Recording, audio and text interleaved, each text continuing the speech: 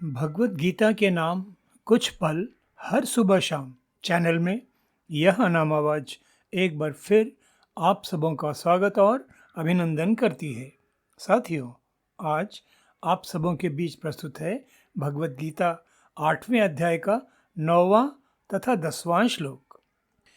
कविं पुराणम अनुशासितारम अणोः अणीयांसम अनुस्मरेत यः सर्वस्य धातारम् अचिन्त्य रूपम् आदित्यवर्णं तं सः परस्तात् प्रयाण काले मनसा अचलेन भक्त्या युक्तः योगबलेन चैव भ्रुवोः मध्ये प्राणम् आवेश्य सम्यक् सः तं परम पुरुषम उपैति दिव्यम। इन श्लोकों के सरल शाब्दिक अर्थ इस प्रकार हैं। जो मनुष्य सर्वज्ञ, अनादि, सबके नियंता, सूक्ष्म से भी अति सूक्ष्म, सबके धारण पोषण करने वाले अचिंत्य स्वरूप सूर्य के सदृश नित्य चेतन प्रकाश रूप तथा अविद्या से अति परे शुद्ध सच्चिदानंद परमेश्वर का स्मरण करता है, वह भक्ति युक्त मनुष्य अंतकाल में भी योग बल से भ्रिकुटी के मध्य में प्राण को अच्छी तरह स्थापित करके फिर निश्चल मन से स्मरण करता हुआ इस दिव्य रूप परम पुरुष परमात्मा को ही प्राप्त होता है। साथियों, आज प्रस्तुत श्लोकों में पहले योगेश्वर श्री कृष्ण उस दिव्य परम पुरुष के स्वरूप तथा विभूतियों का वर्णन करते हैं, जिनका स्मरण करते हुए सिद्ध मुमुक्षु योग साधक गण शरीर त्याग करते हैं। श्री कृष्ण अर्जुन के समक्ष परम पुरुष का इस प्रकार का विस्तृत वर्णन इसलिए कर रहे हैं क्योंकि गुरु रूप में वे अर्जुन को योग का उपदेश प्रदान कर रहे हैं, और अर्जुन के लिए तो योग का यह उपदेश नया है, रहस्यमय है। तो सांसारिक जीवन में जैसे कुशल गुरु किसी मेधावी नए छात्र को विषय अच्छी तरह समझाने के लिए विषय को विस्तार प्रदान करते हैं, जिससे वह उस विषय की गहराई तथा महत्व को भली भांति समझ पाए, ठीक इसी प्रकार गुरु रूप में योगेश्वर श्री कृष्ण अपने शिष्य अर्जुन को जीवन के अंतकाल में जिस सत्ता का स्मरण करते हुए शरीर त्याग से परमात्मा की प्राप्ति होती है, उस सत्ता की दिव्यता, उसकी विभूतियां तथा उनका महत्व समझा रहे हैं, ताकि वह योग के चरमोत्कर्ष की इस स्थिति के महत्व को अच्छी तरह समझ पाए और दृढ़ निश्चयी उत्कट श्रद्धावान योग साधक बनकर योग की पूर्णता की स्थिति को प्राप्त करे। परम पुरुष परमात्मा के इस अलौकिक दिव्य स्वरूप तथा विभूतियों का वर्णन हम साधारण जगजीवों के लिए भी महत्वपूर्ण है, क्योंकि परमात्मा की अलौकिक दिव्यता का इतना सजीव चित्रण हमें भी गहराई से प्रभावित तथा प्रेरित करता है, और हम संसारी जगजीवों को कर्मयोगी बनकर मानव जीवन की पूर्णता प्राप्त करने का उत्साह प्रदान करता है। साथियों, किसी निराकार सत्ता पर आजीवन ही नहीं बल्कि जीवन के अंतिम क्षणों में भी ध्यान केंद्रित किए रखना तो निसंदेह कठिन है। यह तो उच्चतम कोटि के योग साधकों के लिए ही संभव है, किंतु किसी सत्ता के स्वरूप तथा विभूतियों को जान लेने के बाद उस सत्ता को ध्यान का केंद्र बिंदु बनाए रखना अपेक्षाकृत सरल हो जाता है।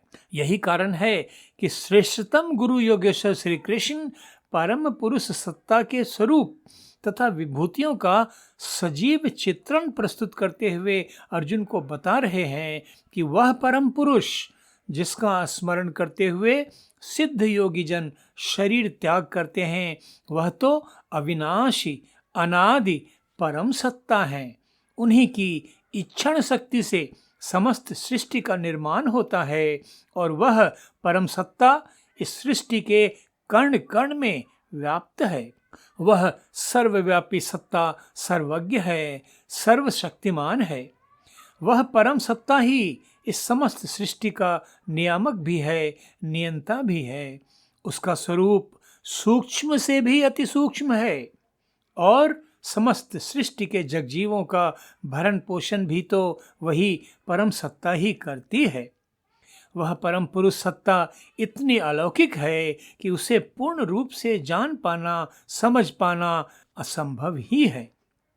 उनकी दिव्यता के अंश मात्र के ज्ञान से ही योग साधक उनके समक्ष नतमस्तक होकर उनके प्रति उत्कट श्रद्धा से परिपूर्ण हो जाते हैं। वह परम पुरुष सत्ता प्रकाश रूप है, इतना तेजस्वी प्रकाश स्वरूप कि हजारों सूर्यों के प्रकाश से भी उनकी तुलना संभव नहीं है। वही परम सत्ता सच्चित आनंद स्वरूप सच्चिदानंद हैं।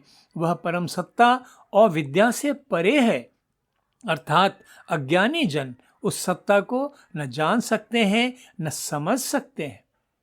ऐसा है परम पुरुष परमात्मा का दिव्य स्वरूप, जिसका स्मरण करते हुए सिद्ध योगी जनों की आत्मा शरीर त्याग कर उन्हीं के सच्चित आनंद स्वरूप परम चेतन मंडल में समा जाती है। साथियों, परम पुरुष परमात्मा के स्वरूप का इस प्रकार सजीव चित्रण प्रस्तुत करने के बाद योगेश्वर श्री कृष्ण अपने प्रिय शिष्य अर्जुन को उस परम सत्ता का स्मरण करते हुए शरीर त्याग करने की यौगिक विधि भी बतलाते हैं। स्पष्ट है कि इसकी उपयोगिता तो उच्चतम कोटि के योग साधकों के लिए ही है। हम साधारण जगजीवों की बात तो क्या, साधारण योगी जनों के लिए भी यह कठिन है, किंतु इस विधि का ज्ञान रहने से यह लाभ तो अवश्य ही संभव है कि इसके महत्व को समझने के बाद योग साधना में प्रवृत्त रहने वाले साधक साधना की इस उच्चतम स्थिति को प्राप्त करने के लिए और भी अधिक पुरुषार्थ रत हो जाएं और हम जैसे साधारण जगजीवों में योग साधना के प्रति समर्पण तथा उत्साह की भावना जागृत हो।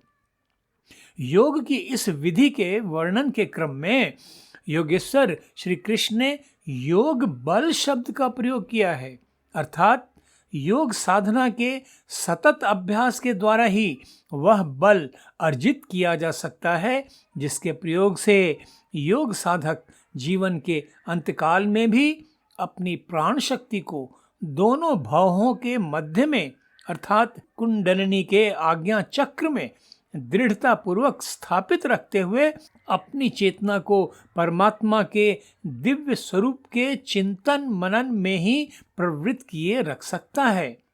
इस प्रकार अन्य किसी सांसारिक विषय के चिंतन से मुक्त तथा परमात्मा के ध्यान चिंतन से युक्त रहते हुए योग की उच्चतम स्थिति को प्राप्त योगी जन शरीर त्याग करने में सफल होते हैं, जिसके फलस्वरूप मोक्ष प्राप्त कर उन्हें परम पुरुष परमात्मा की प्राप्ति होती है। मानव जीवन की यही तो परम गति है और जीवन की इसी परम गति के लिए तो संत तुलसीदास ने भी रामचरितमानस में कहा, जन्म जन्म मुनि जतन कराही, अंत राम कही आवत नाही, जासु नाम बल शंकर काशी, देत सबही सम गति अविनाशी। श्रीमद् भगवद गीता के इस श्लोक में योगेश्वर श्री कृष्ण ने भी अर्जुन के माध्यम से इसी अविनाशी परम गति को प्राप्त करने का उपाय हम साधारण जगजीवों को बतलाया है।